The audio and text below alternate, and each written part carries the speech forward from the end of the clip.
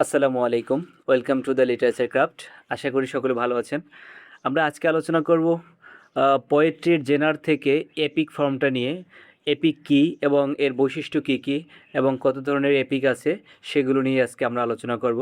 তো শুরু করা যাক। এখানে একজন নায়ক যে শুধু নিজের জন্য লড়াই করে না, পুরো জাতি, সভ্যতা, এমনকি মানবজাতির ভাগ্যের জন্য লড়াই করে।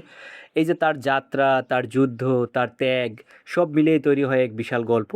এই বিশাল মহিমান্বিত গল্পের নামই হচ্ছে এপিক।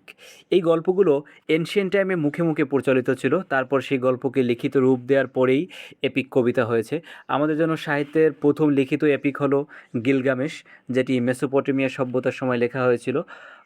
তো সহজভাবে বললে এপিক হলো একটি লং ন্যারেটিভ পোয়েম যেখানে একজন মহান নায়কের গল্প বলা হয় এবং সেই গল্পে থাকে অনেক বড় ঘটনা, যেমন যুদ্ধ, অভিযান, ভাগ্য ইত্যাদি। আমরা এখন এই এপিকে প্রত্যেকটা বিষয় ডিটেলে জানবো। এর জন্য আমরা এর কোর এলিমেন্টসগুলো আগে জেনে নেই। এর কোর এলিমেন্টসগুলো কী কী আছে সেগুলো জানলে বিষয়টা আরেকটু ক্লিয়ার হবে। এর কোর এলিমেন্টসে আমরা পেয়ে থাকি epic hero, vast setting, grand events, super natural elements and elevated language. তো এপিক হিরো কি? এপিকের কেন্দ্র হলো হিরো। এপিক হিরোর বৈশিষ্ট্য হলো তিনি অসাধারণ শক্তি বা বুদ্ধিসম্পন্ন থাকবে এবং তিনি সমাজের প্রতিনিধি হবে এবং তার বড় কোনো মিশন থাকবে এবং তাকে কেন্দ্র করেই এই গল্পটা গড়ে উঠবে। যেমন আমরা হোমারের ইলিয়াড থেকে একিলিসকে চিনি, যিনি হচ্ছে মহান বীর এবং তাকে কেন্দ্র করেই সে গল্পটা এগিয়েছিল। এরপরে আমরা যদি এর সেটিং নিয়ে আলোচনা করি, এপিকের সেটিংটা সাধারণত ভাস্ট থাকে, মানে বিশাল। হ্যাঁ, এপিক কোনো ছোট জায়গায় ঘটে না, এটা হতে পারে একাধিক দেশ, সমুদ্র, আকাশ, পৃথিবী, কখনো কখনো পৃথিবীর বাইরেও। যেমন প্যারাডাইস লস্টের সেটিং ছিল হেভেন ও হেল। এরপরে এতে থাকে গ্র্যান্ড ইভেন্টস, মানে হচ্ছে এটার ঘটনাগুলো অনেক বড় থাকে, মানে বিশাল যুদ্ধ নিয়ে হবে, অনেক অভিযান থাকবে এবং ডিভাইন ইন্টারভিশন থাকবে, যেমন হচ্ছে স্বর্গীয় হস্তক্ষেপ যেটাকে বলা হয়, মানে দেবদেবীদের হস্তক্ষেপ থাকে।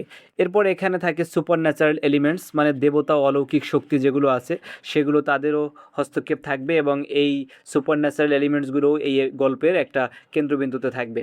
এরপরে এখানে আপনার এলিভেটেড ল্যাঙ্গুয়েজ ব্যবহার করা হয়, মানে এটার ভাষা হয় ফর্মাল এবং পয়েটিক এবং গ্র্যান্ড স্টাইলে হয়ে থাকে এবং এটা এভরিডে ল্যাঙ্গুয়েজ না, মানে আমরা সাধারণত যে সকল ভাষায় কথা বলি সে ভাষায় এখানে ব্যবহার করা হয় না। এরপরে যদি আমরা আলোচনা করি এপিকের ট্র্যাডিশনাল ফিচার্সগুলো কী কী। এপিকের বৈশিষ্ট্যগুলো সাধারণত এটা শুরুতে ইনভোকেশন টু দ্য মিউজ থাকে, মানে হচ্ছে কবিতা শুরু করার পূর্বেই কবি কোনো দেবী বা মিউজকে আহ্বান করে এবং তাকে নিয়ে গান গায় এবং এক কথায় তার কাছে প্রার্থনা করে যাতে সে এই কবিতাটা সম্পূর্ণরূপে শেষ করতে পারে। এবং এটার দ্বিতীয় বৈশিষ্ট্য হচ্ছে এটা ইন মিডিয়াস রেস থেকে শুরু হয়, মানে হচ্ছে গল্পটা মাঝখান থেকে শুরু হয় এবং পরে এটাকে ফ্ল্যাশব্যাক দিয়ে শুরুটা দেখানো হয়। এবং এখানে আরও থাকে এপিক ক্যাটালগ, মানে আপনার দীর্ঘ একটা লিস্ট দেওয়া হয়, যেমন অনেক সৈন্য থাকবে, অনেক জাহাজ থাকবে এবং এখানে এপিক সিমিলি ব্যবহার করা হয়। সাধারণত সকল কবিতায় কম বেশি সিমিলি ব্যবহার করে, কিন্তু এপিকের সিমিলিগুলো অনেক বড় থাকে, মানে এর কম্প্যারিজনটা অনেক বড় বড় জিনিসের সাথে তুলনা করে দেয়া হয়ে থাকে। তো এরপরে আমরা যদি এপিকের ধরন নিয়ে আলোচনা করি, এপিক কত ধরনের? এপিক সাধারণত দুই ধরনের, একটা হচ্ছে প্রাইমারি এপিক এবং আরেকটা হচ্ছে সেকেন্ডারি এপিক। তো প্রাইমারি এপিকটা কি? প্রাইমারি এপিক হলো ওরাল ট্র্যাডিশন থেকে সৃষ্টি হয়েছে এটা। মানে এগুলো প্রথমে লোকমুখে প্রচলিত গল্প ছিল, যেটা মিথ, লেজেন্ড বা হিরোইক টেল হিসেবে ছিল। পরে কোনো কবি বা স্টোরি টেলার সেগুলোকে এপিক ফর্মে সংকলন ও লিখিত রূপ দেন। সহজভাবে বলতে গেলে যে এপিক দীর্ঘদিন ধরে জনগণের মুখে মুখে প্রচলিত কাহিনী থেকে গড়ে ওঠে তাকে প্রাইমারি এপিক বলে। এ পর্যন্ত পৃথিবীতে সাহিত্যের ইতিহাসে আমরা 5 থেকে 6টা প্রাইমারি এপিক হিসেবে পেয়েছি। যেমন হচ্ছে গিলগামেশ, এটা মেসোপটেমিয়া সভ্যতার সময় লেখা এবং হোমারের দুটো লেখা আছে, ইলিয়াড এবং ওডিসি, এটা গ্রিক রাইটার হোমারের লেখা।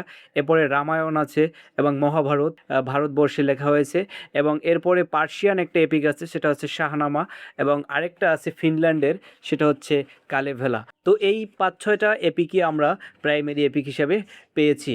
এখন যদি আমরা একটা উদাহরণ আলোচনা করি তাহলে বিষয়টা আরেকটু ক্লিয়ার হবে। সবচেয়ে বিখ্যাত উদাহরণ হলো আপনার প্রাইমারি এপিকের, যেটা হচ্ছে ইলিয়াড, যেটি রচনা করেছিল হোমার। এখন আমরা বুঝবো ইলিয়াড কেন এপিক এবং কেন এটি প্রাইমারি এপিক। তো প্রথমে দেখি ইলিয়াড কেন এপিক হলো। এখানে এই কবিতার মূল বিষয় হলো ট্রোজান ওয়ার, অর্থাৎ গ্রিক্স এবং ট্রোজান্স এর মধ্যকার যে ভয়াবহ যুদ্ধ সেটাই এটার মূল বিষয়। এখানে আমরা দেখতে পাই একজন মহান হিরো থাকে যে একিলিস, তার যে কারেজ, অ্যাঙ্গার, প্রাইড এবং যুদ্ধ কৌশল, একে কেন্দ্র করেই আপনার হচ্ছে এই গল্পটা আগায়। এবং এই এপিকের যেসব বৈশিষ্ট্য থাকে ইলিয়াডে সেগুলো প্রায় সবই রয়েছে, মানে হচ্ছে বৃহৎ ঘটনা এবং বীরত্বপূর্ণ হিরো, হ্যাঁ, যুদ্ধ, অ্যাডভেঞ্চার, দেবদেবীর হস্তক্ষেপ এবং হচ্ছে এলিভেটেড ল্যাঙ্গুয়েজ, এবং এটা একটা দীর্ঘ ন্যারেটিভ স্ট্রাকচারের লিখিত কবিতা। তো এই কারণেই আমরা ইলিয়াড একটা এপিক পোয়েম হিসেবে কনসিডার করতে পারি। এখন আসি এটা প্রাইমারি এপিক কেন। কারণ ইলিয়াড প্রথমে লিখিত কোনো বই ছিল না। প্রাচীন গ্রিসে এই ট্রোজান ওয়ারের গল্প বহু বছর ধরে লোকমুখে প্রচলিত ছিল। মানুষ জেনারেশন থেকে জেনারেশনে এই গল্পটি শুনিয়েছে। বার্ডস বা সিঙ্গার এই কাহিনী গেয়ে গেয়ে পরিবেশন করত। পরে হোমার এই প্রচলিত ওরাল গল্পগুলোকে সংকলন করে সাহিত্যিক আকারে লিখিত রূপ দেন। অর্থাৎ গল্পটি হোমারের কল্পনা থেকে পুরোপুরি নতুনভাবে সৃষ্টি হয়নি, বরং এটি গ্রিক ফোক ট্র্যাডিশন বা ওরাল কালচার থেকে এসেছে। আর এই কারণেই ইলিয়াডকে বলা হয় একটা প্রাইমারি এপিক। তো আশা করি বুঝতে পারছেন প্রাইমারি এপিকটা কি। এরপরে আমরা যদি সেকেন্ডারি এপিক সম্পর্কে আলোচনা করি, সেকেন্ডারি এপিকটা কি। সেকেন্ডারি এপিক হলো এমন এক ধরনের এপিক পোয়েম যেটি কোনো প্রাচীন লোককাহিনী বা মৌখিক ঐতিহ্য থেকে স্বতঃস্ফূর্তভাবে তৈরি হয়নি, বরং একজন নির্দিষ্ট কবি সচেতনভাবে সাহিত্যিক কৌশল ব্যবহার করে রচনা করেছেন। তো সেকেন্ডারি এপিকের বৈশিষ্ট্য হচ্ছে এখানে একজন নির্দিষ্ট কবির রচনা থাকবে, এটা লিখিত আকারে সৃষ্টি হয়। এটা ক্লাসিক্যাল এপিকের নিয়ম অনুসরণ করে, ভাষা ও স্টাইল বেশি আর্টিস্টিক ও পোলিশড থাকে। হ্যাঁ, এরপরে হচ্ছে কি আপনার এখানে মিথ, রিলিজিয়ন, হিস্টোরি বা হিরোইজম ইত্যাদি নিয়ে লেখা হয়ে থাকে। এবং আমরা সেকেন্ডারি এপিক নিয়ে আলোচনা করলে উদাহরণ হিসাবে পেয়ে থাকি প্যারাডাইস লস্ট জন মিল্টনের, এবং এইনিড আছে ভার্জিলের, এবং ডান্টের আছে ডিভাইন কমেডি। তো এইগুলো আমাদের কাছে সেকেন্ডারি এপিক হিসেবে পরিচিত। তো আমরা বুঝলাম যে এপিক একজন নির্দিষ্ট কবি সচেতনভাবে লিখেন তাকে সেকেন্ডারি এপিক বলে। যদি একটা উদাহরণ দিই তাহলে একটু ভালো করে বুঝবেন। সেকেন্ডারি এপিকের সবচেয়ে বিখ্যাত উদাহরণ দিতে গেলে বলতে হয় প্যারাডাইস লস্টের কথা, যেটি জন মিল্টন লিখেছিল। প্যারাডাইস লস্ট কেন এপিক এবং এটি কেন সেকেন্ডারি এপিক আমরা এই বিষয়ে জানবো। তো প্রথমে দেখি প্যারাডাইস লস্ট এপিক কেন। এই কবিতার মূল বিষয় হলো মানবজাতির পতন বা ফল অফ ম্যান। হ্যাঁ, তো এখানে অ্যাডাম অ্যান্ড ইভের যে ফরবিডেন ফ্রুট খাওয়া এবং শতানের রেভেলিয়ন, হ্যাঁ, এবং হচ্ছে আপনার হেভেন ও হেলের যে কনফ্লিক্ট সেগুলো দেখানো হয়েছে। এখানে এপিকের যে গুরুত্বপূর্ণ বৈশিষ্ট্যগুলো সেগুলো স্পষ্টভাবে পাওয়া যায়। মানে এটা বিশাল ও ইউনিভার্সাল, এবং এখানে সুপার ন্যাচারাল ক্যারেক্টার থাকে, যেমন গড থাকে, শতান থাকে, অ্যাঞ্জেলস থাকে ইত্যাদি। এবং এটার স্টাইলটা গ্র্যান্ড স্টাইল, এবং এটা এলিভেটেড ল্যাঙ্গুয়েজ ব্যবহার করা হয়েছে, এবং এটা একটা দীর্ঘ ন্যারেটিভ স্ট্রাকচারের পোয়েম। এবং এটার ভিতরে কনফ্লিক্ট আছে, হিরোইজম আছে, এবং এটার ভিতরেও আপনার হচ্ছে ইনভোকেশন টু দ্য মিউজ দিয়ে শুরু করেছিল। তো এই ইত্যাদি কারণগুলো থাকার কারণে আমরা বলতে পারি প্যারাডাইস লস্ট একটি এপিক পোয়েম। তো এখন সেটা সেকেন্ডারি এপিক কেন।